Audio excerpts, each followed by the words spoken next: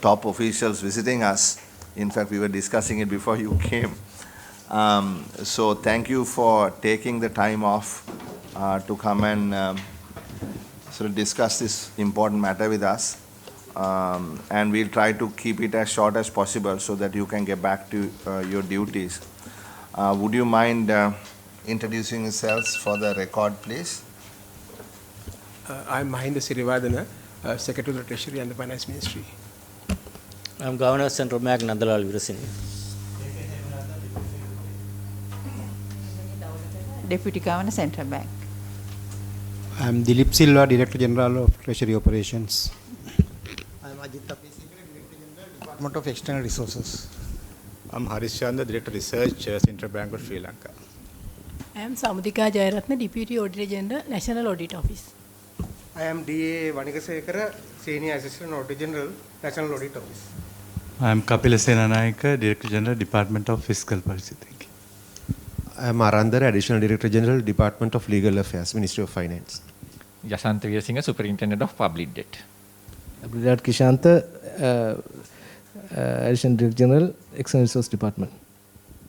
I am Daminta Ratnayake, Additional Director General, Department of Treasury Operations. Right, thank you very much. So shall we just dive right in? What we intend to do today is to see how we can help the Committee on Public Finance, how we can help resolve any outstanding issues that you may have in getting this country back on track.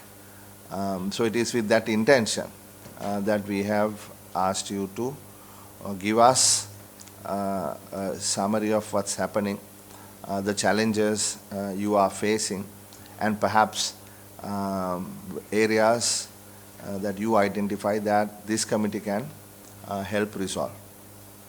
So you have sent us a presentation. Shall we start with the presentation, Governor, or how do we do this? Director Research will make the presentation and we can have it together. Okay. Okay. Good afternoon to everybody. So I assume that you all have a copy of the presentation. So let me briefly go over the sort of EFF arrangement. Dr. Harishchandra, we can't see you. You are completely blocked by the secretary. Yeah, why don't, if you don't mind, yeah.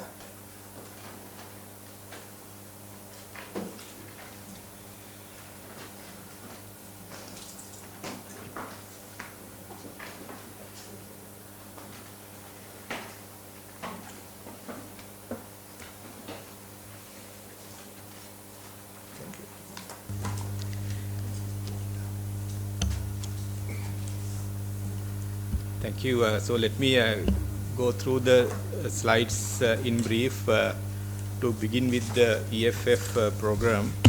So this is a 4-year program with a total value of $2.9 billion.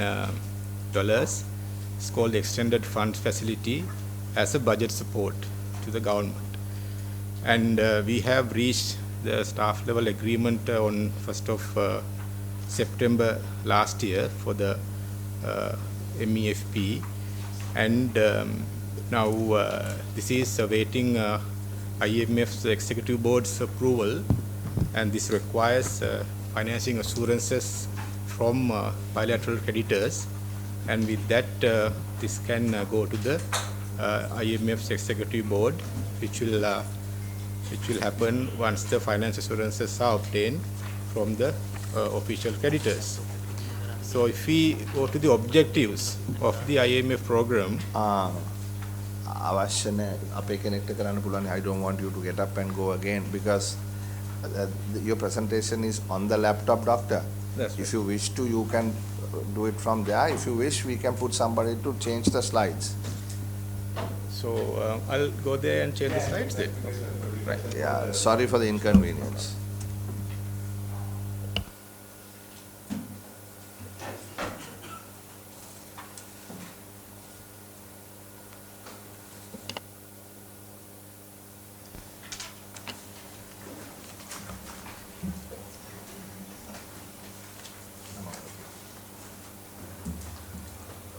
Okay. So let me start with the slide number 3. So the objectives of the IMF, EFF programs are mainly to achieve primarily revenue-based fiscal consolidation accompanied by fiscal institutions reforms and cost recovery-based energy price aimed at restoring fiscal sustainability and strengthening fiscal discipline. And also a stronger social safety net to protect the most vulnerable, and public debt management strategy aimed at restoring public debt sustainability.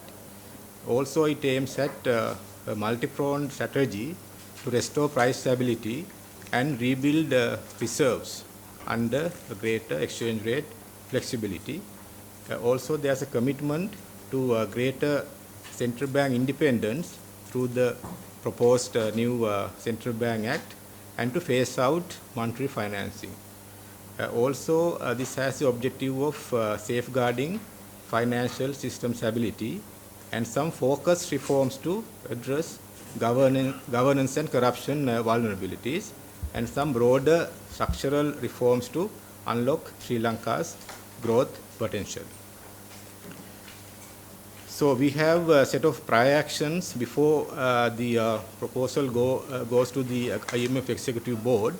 So the main areas under which prior actions are determined include the Parliament approval of a revised 2022 budget that is in line with the program which has been already completed, and revenue measures to support fiscal consolidation and annual budget for 2023 in line with the program, again mostly completed, and introduction of formula-based price adjustments for fuel and electricity tariffs, so which some have already been done and some are in progress, and the introduction of a new Central Bank Act and amendments to the Banking Act to enhance central bank powers. Again, the new central bank bill has been approved by the cabinet, which will be submitted to the parliament soon, and also measures to support prices and financial sector stability. So these are the major areas of prior actions. And with regard to debt sustainability analysis, the basic principle is that the IMF does not lend to countries whose debt is deemed unsustainable. So that requires Sri Lanka to undertake an upfront comprehensive debt treatment. So IMF prescribes debt sustainability targets, which is standard practice for market access countries like ours. So the targets mainly involve 3 areas. One is we have to have some debt to GDP trajectory, which is in line with the IMF's DSA analysis. And also the government's gross financing needs have to be kept at some level. And also the foreign exchange denominated debt service payments as a percent of GDP has to be kept at or below some ratio. And these indicative targets assigned to Sri Lanka were determined by the IMF staff in accordance with they have a new DSA tool which is called Sovereign Risk and Sustainability Framework for market access countries. So they are country-specific targets and set to ensure that debt sustainability is restored with appropriate pace to absorb shocks. And this target will become public information once approved by the IMF Executive Board. So in the debt restructuring process, there's the perimeter, that means what kind of instruments that are considered in the debt restructuring process. So this perimeter will be considered for debt treatment depending on the nature of the vulnerabilities identified in the IMF DSA. This also depends on the nature and level of debt sustainability targets that the IMF is asking Sri Lanka to reach in the context of the program supported by the EFF. In Sri Lanka's case, the perimeter of the IMF DSA includes all public and publicly guaranteed debt, and that includes external debt, including USD denominated instruments issued under local law, and domestic debt, the service of which represents a significant share of gross financing needs, and SOE's debts. So these are the categories which are considered for the DSA analysis. So for this reason, the government will not priorly exclude any particular category of debt from the debt treatment, except as would be seen customary in such exercise. So each category of debt should be looked at from different angles, bearing in mind that the potential impact a specific treatment may have on the overall macroeconomic and fiscal framework, and without jeopardizing the capacity of the economy to rebound from the current social and economic crisis. That's with regard to perimeter. And with regard to the treatment, so this document is actually has been prepared with the inputs from the financial and legal advisors that were published on the ministry's website as well. So at present, it seems a little early in the process to determine precisely what kind of debt treatment will be required and justified to restore public debt sustainability within the program parameters. And that is mainly due to three reasons. First, we have not yet precisely determined the perimeter that will be subject to debt treatment. Also, the debt treatment parameters should be the result of the interactive process involving Sri Lanka and the community of creditors in communication with the IMF. It is not up to Sri Lanka only to determine what parameters should be applied.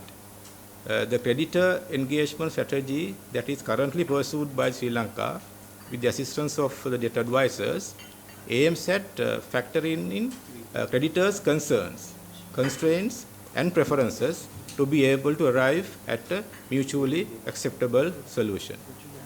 And also the issue of inter-creditor equity is also key, and this is why discussions around debt treatment parameters have to be considered comprehensively rather than with a piecemeal approach.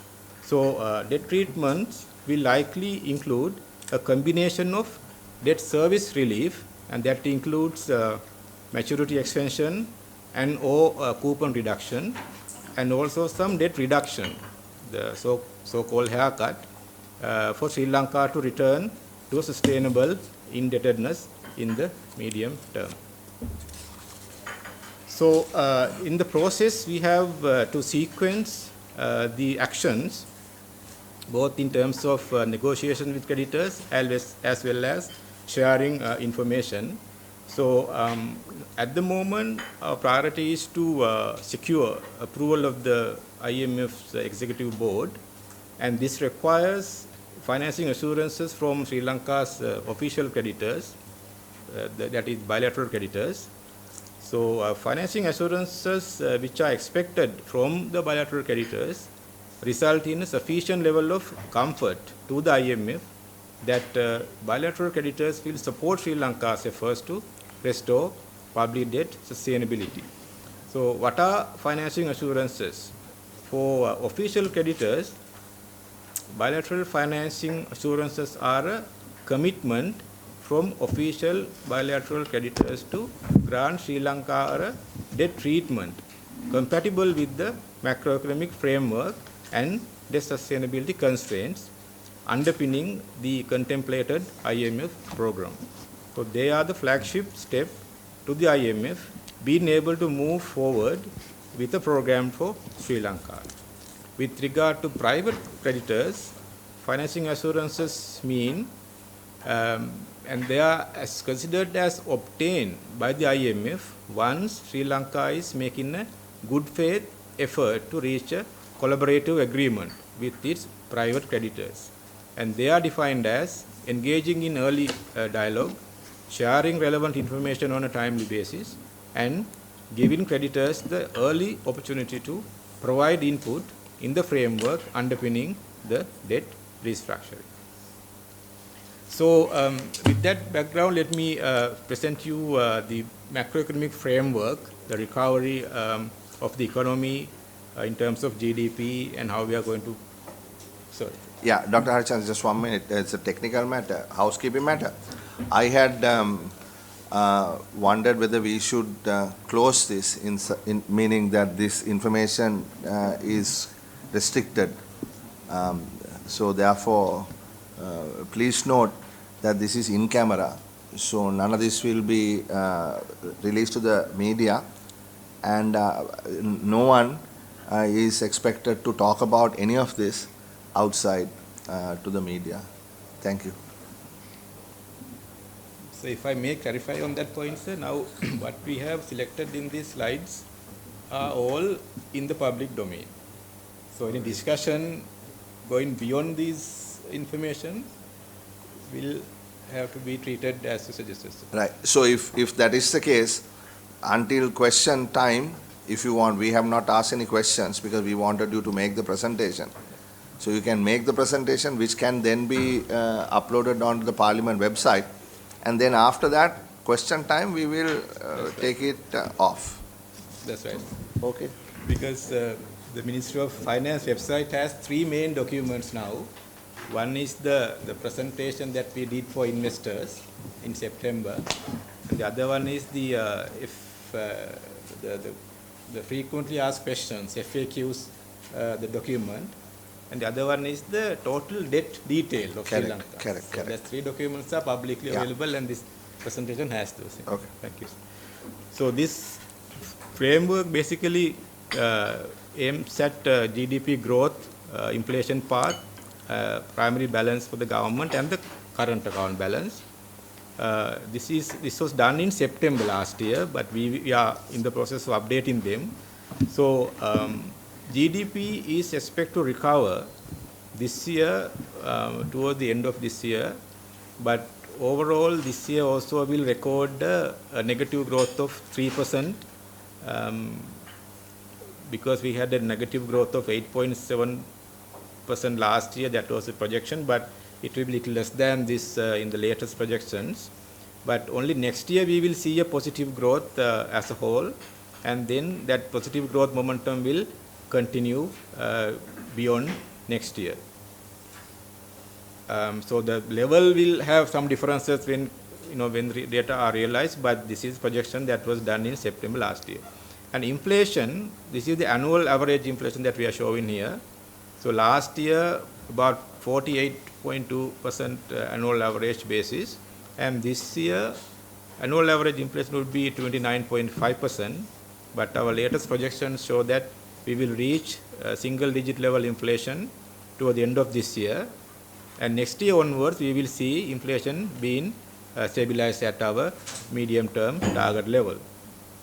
And the primary balance for the government fiscal operations will record a small deficit this year of 0.7% of GDP from last year's 4% of GDP, and next year there will be a small surplus of 0.8% of GDP, and then about 2.3% of GDP, the primary surplus will continue. And the external current account balance, there's a deficit there of 3.4% last year, the estimated one, and this year we'll have about 2% current account deficit, and beyond we will aim at about 1.2% of current account deficit. And this is the debt profile of Sri Lanka as of June last year. We can see under 3 major categories: central government debt, guaranteed SOE debt, and Central Bank of Sri Lanka debt. These blue rows. So under central government debt, we have foreign currency debt and local currency debt and total debt. So under central government debt, the total debt stock is about $35 billion, and local currency debt, again valued in terms of dollar terms, $32.3 billion. So total debt is about $70 billion, both foreign currency as well as local currency central government debt. For the SOE debt, we have about 6.6 billion as total debt. For the Central Bank of Sri Lanka debt, we have a total of $3.2 billion. So altogether, we have about 79.876 billion. That is about 145% of GDP. This is the total public debt. Central government, SOE and Central Bank of Sri Lanka. So we can go into the breakdown if needed, sir. Otherwise, this will give the overall picture where the debt stands at in June last year. And I have given more details with regard to our bilateral debt, because that is the main point of discussion in recent days with the when it comes to the financing assurances, because we can see China is having a major share in the total bilateral debt. China accounts for 40.1%. That is the share we have, but that is about $4.5 billion. This is only Exim Bank China kind of exposure. Then we have other commercial CDB and all. But Japan comes second, 24.3% of debt, and India 15% of total bilateral debt. But there is some other debt component as well, like the emergency trade facilities and ACU facilities. All of that will come separately.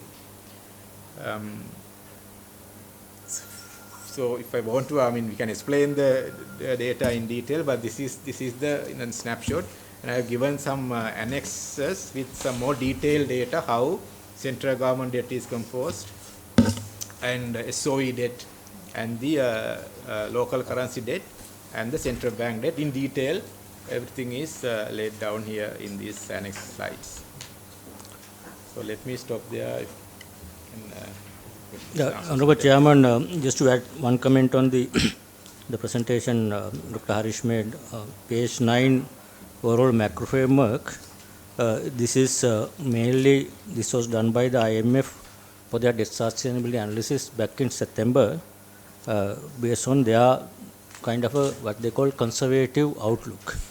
So that is why if you look at the path, real GDP, inflation, primary balance and current account, obviously primary balance is a target for the program period, but others, what we think, this is a more conservative outlook. Actual could be much better than what they have projected here. So if we outperform this performance, that will create a lot more space in the debt sustainability analysis. So current debt targets are based on this conservative assumption. That's why targets are a bit tight. But if we can perform better, then we create some space going forward. For example, now if you look at the inflation, obviously 2022 number is already, actual numbers are much better than what they have projected in September.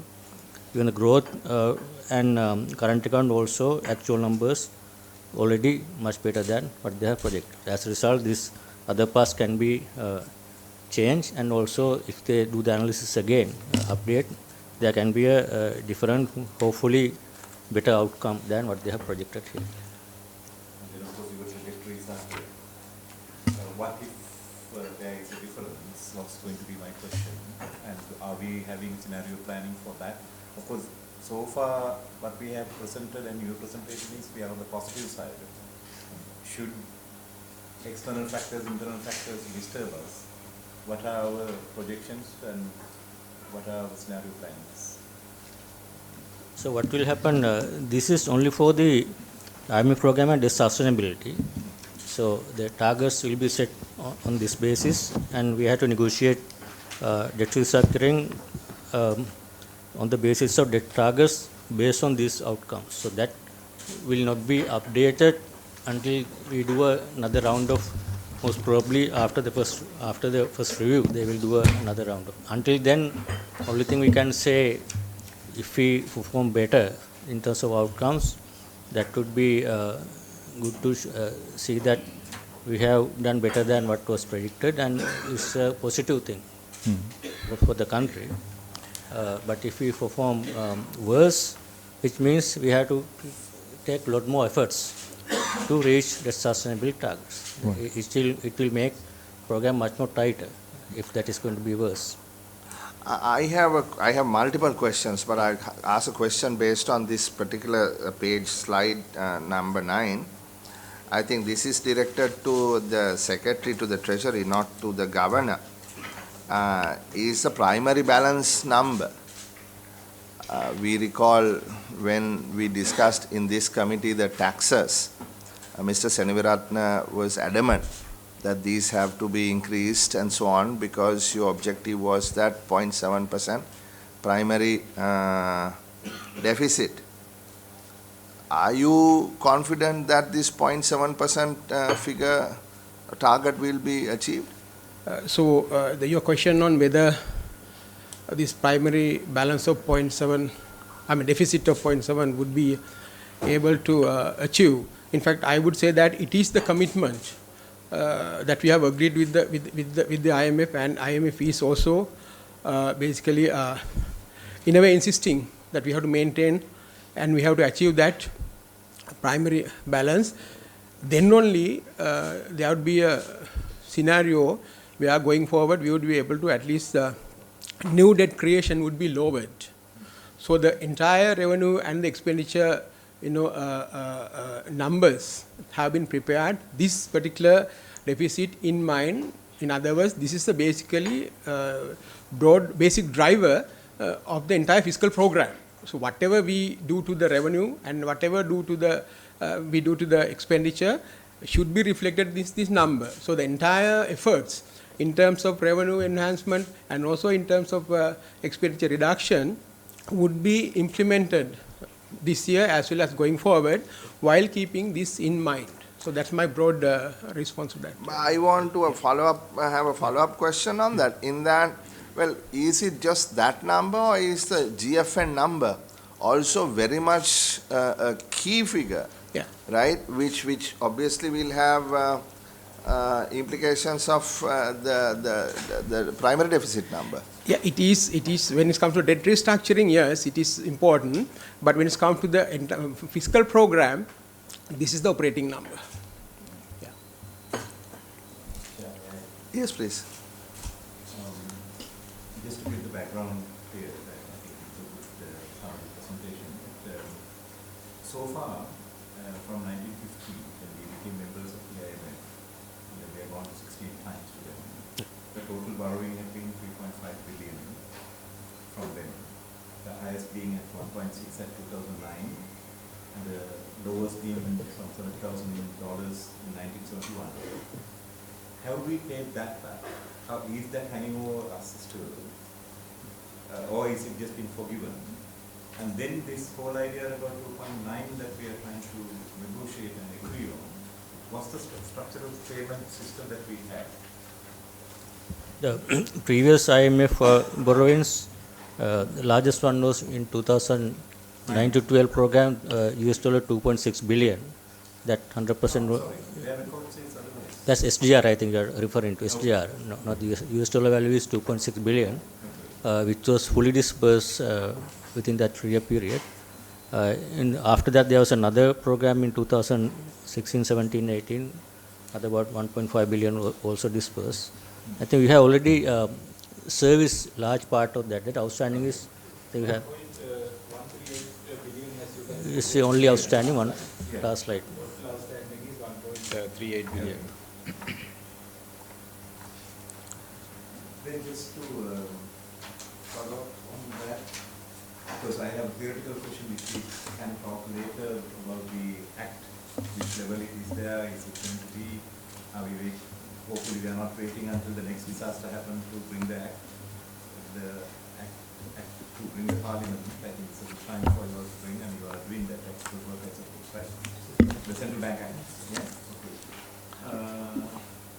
I have, this came to me now, when we are doing this, we are also very socially sensitive. In your page 3 slide, you have presented first and objectively. I think that presentation, I would suggest to you that you take the strong social safety network as the priority. particularly when Honorable Vikrant is here, that will be a social concern for us, not IMF asking us to change. So in our social discussion, we need those factors to be highlighted, because we are not trying to do something to hurt people. That would be my suggestion, if you can bring that up and then make it strong.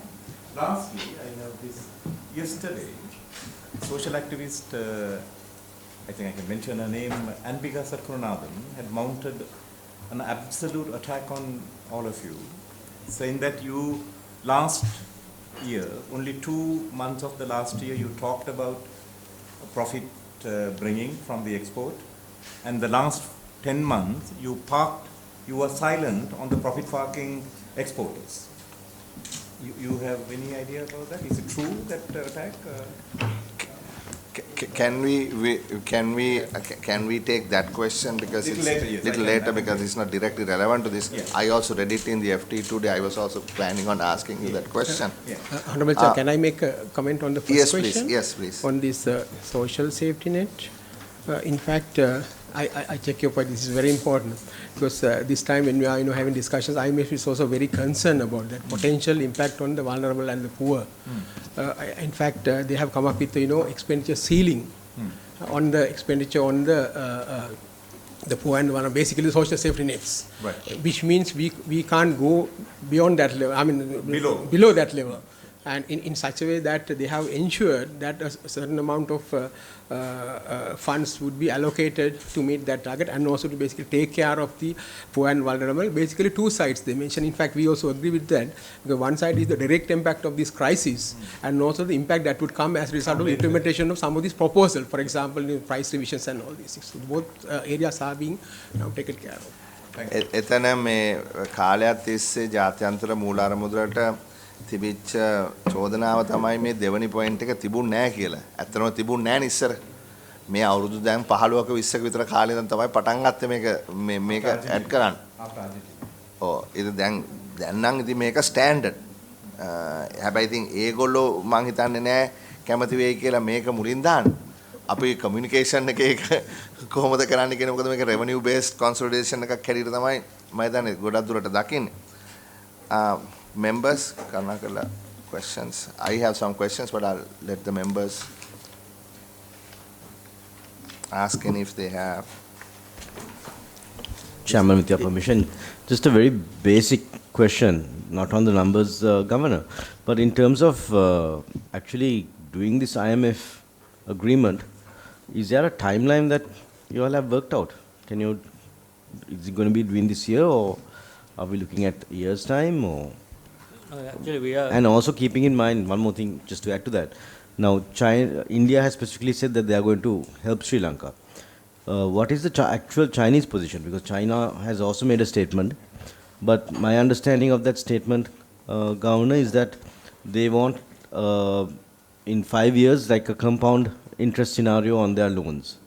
So are we ready for that as well? Is it a fake document? It's a fake. I checked from the embassy, it's a fake. Fake එකක් නේ. ඒක මේ document අපිට මං හිතන්නේ fake එකක් වෙන්නේ නැති. අපිට නම් ලැබිච්ච එකක් නෙවෙයි ඒක මම දන්න විදිහට ස්ට්‍රීට් ඔබලට ලැබුණ නැහැ නේ. නෑ කවුරු හරි හදලා දාපු එකක් ඒක. ඒ කියන්නේ China වලින් there is no commitment as of now, is it?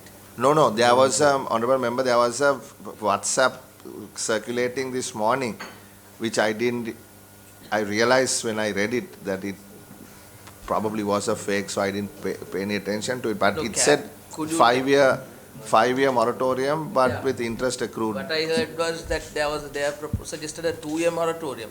What is the official stand of China, if we may know? Can I first comment on honorable members' first question on the embassy? The letter is a fake one. Where did you get it? They used our logo, but there is no signature or seal. That's the reply from the embassy. On the IMF program timing, the first question, what I can say, we were hoping to get the IMF program approved earlier, somewhere in December last year, because several agreement understanding we reached September, and then we thought within three months you would get financing assurances. there was a delay. Now we see we are closing to reach or obtain financing assurances from our creditors.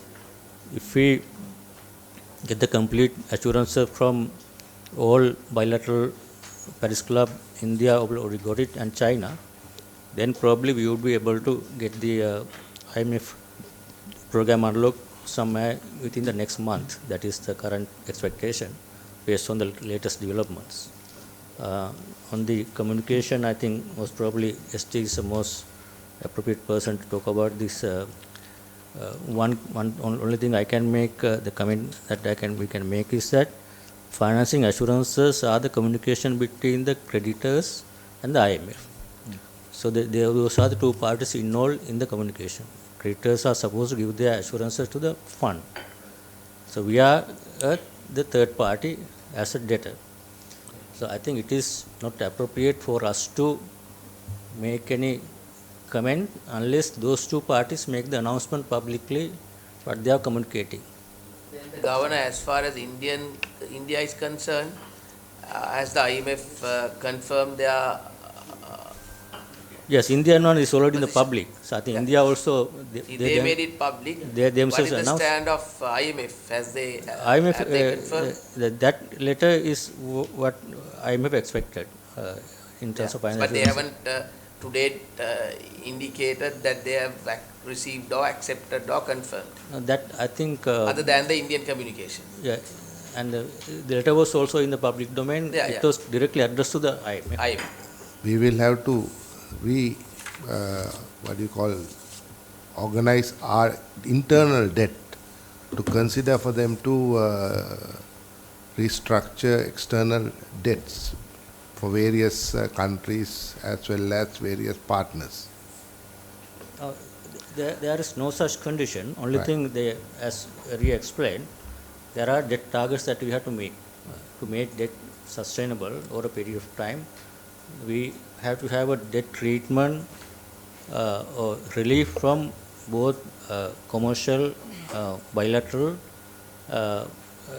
so that we will, even domestic debt, some kind of treatment that we will be able to reach debt targets. So, but what is that treatment? We still don't know. No one knows actually from our side, because first step is to get the assurances from the bilateral creditors. Then IMF will unlock the disbursement. Then we start discussing with the mainly commercial creditors and others to finalize the restructuring term. In that process only, we will get to know this is a negotiation, whether how they ask us, how we present ourselves, and what is our contribution. All will be dependent on the negotiation going forward. Right now, there is no such condition from the IMF. Only condition is that we have to have some kind of a debt relief and financing so that we can reach the debt targets that have been set out under the IMF macro fiscal program. So I have some questions related to this. In this, the debt restructuring process slide, page number 6, you spoke about the perimeter, no? Now in the perimeter, you say the perimeter of the IMF DSA includes all public and public guaranteed debt, external, domestic and SOE debt. Now you also said they use the new, the sovereign risk debt sustainability framework. I was reading somewhere that it is a pilot, using Sri Lanka as a pilot case. I mean, how confident are you, and how should we subject ourselves to a pilot case like that? I am just asking because I do not know, as opposed to the earlier market access countries' debt sustainability framework. Yeah, this disaster analysis by the IMF earlier, it was based on the earlier which was applicable to all the countries, mainly to low-income countries. Then they revised the framework so that basically the potential middle-income countries also coming to debt stress. Then they revised that framework, and this new framework, even for market access countries, was approved some time ago, even before we asked for that. But under that framework, I think we are the first country that has been basically that framework has been used to derive the debt targets. So Yeah, they already because- used that framework for us to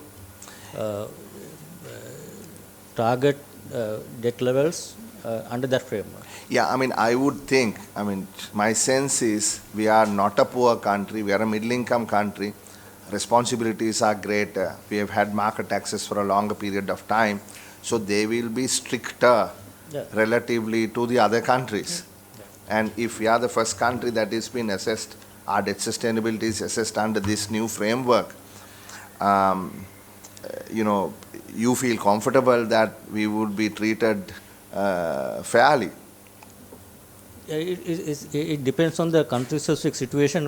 What happens under this new framework is to derive what is appropriate debt targets in GFN, debt to GDP, and the forex debt service payment. Those are the three targets. So I think they have used it for probably Suriname or what is other. There's one middle income country earlier. No? The Lebanon probably they have not done yet.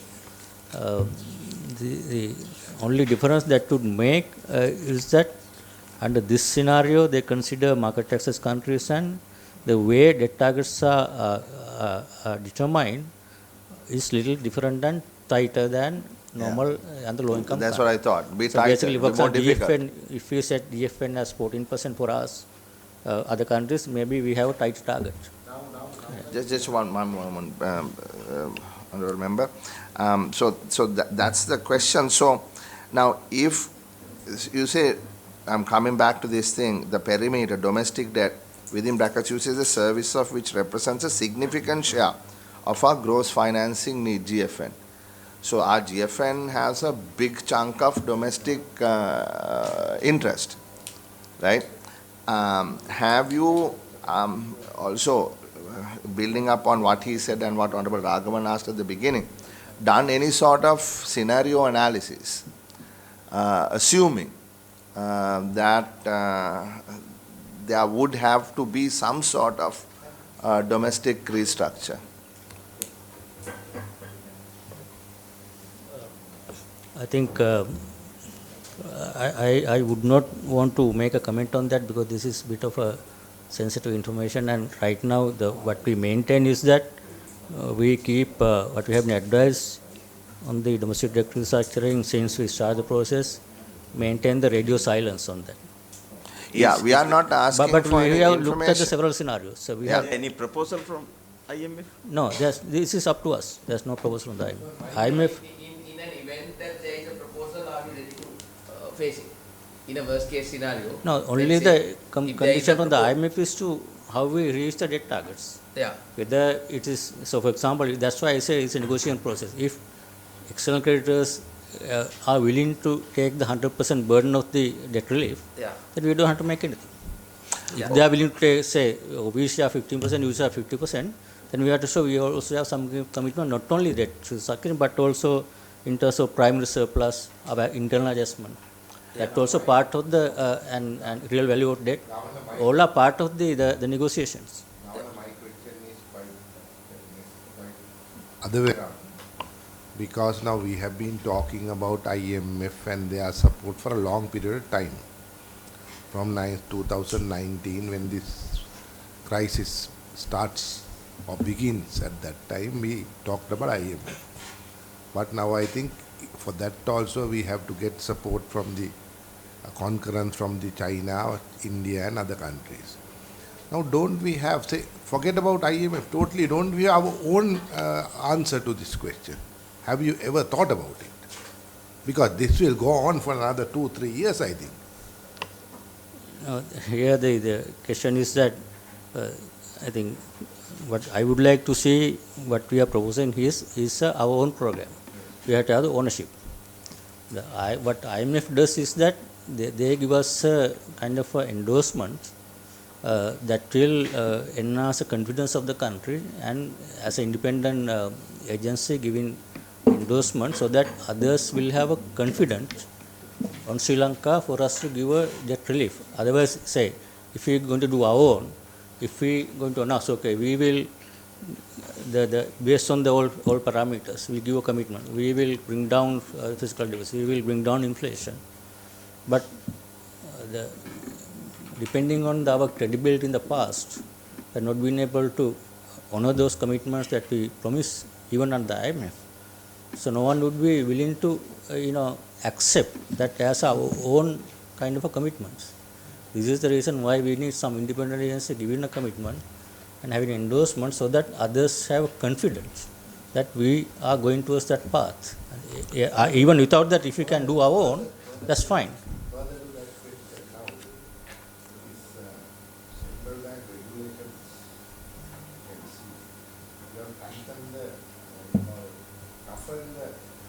Market, money market in the country.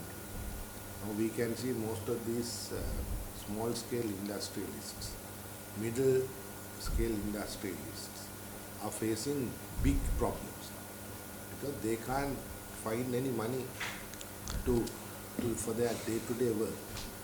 So don't you think that it is also necessary, because ultimately if we are to find a solution, or if we agree with the IMF that it is mandatory that we have to have our own economy running, so don't you think that it is a wise decision to tighten the money market in such a way, or think otherwise and let the enterprises to run and make profits as well as that they will bring money from outside?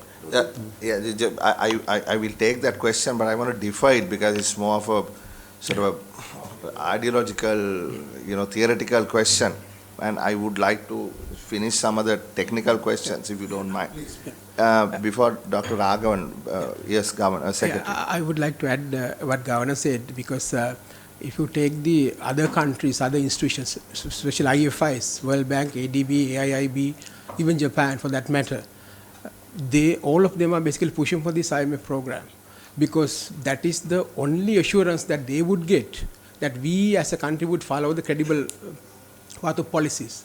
And they have basically stopped all the lending to our country until we get the approval of this. It is only after we get in this approval that all these potential things would be unlocked.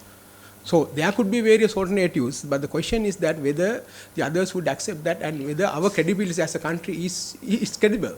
I mean, that's the issue. Can I ask a question? Yeah, just a moment, please. Just a moment, Dr. Raghavan. Thank you, Chair. I am, of course, asking current situations because I'm not sure about my knowledge on this thing.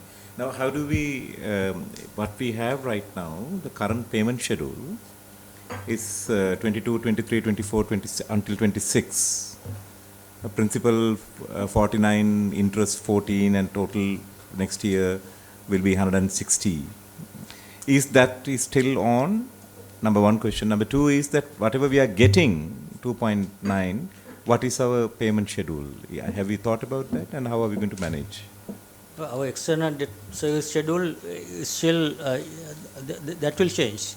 Okay. That all depends on the final debt restructuring terms, and how long we would get the relief, what is in interest payment.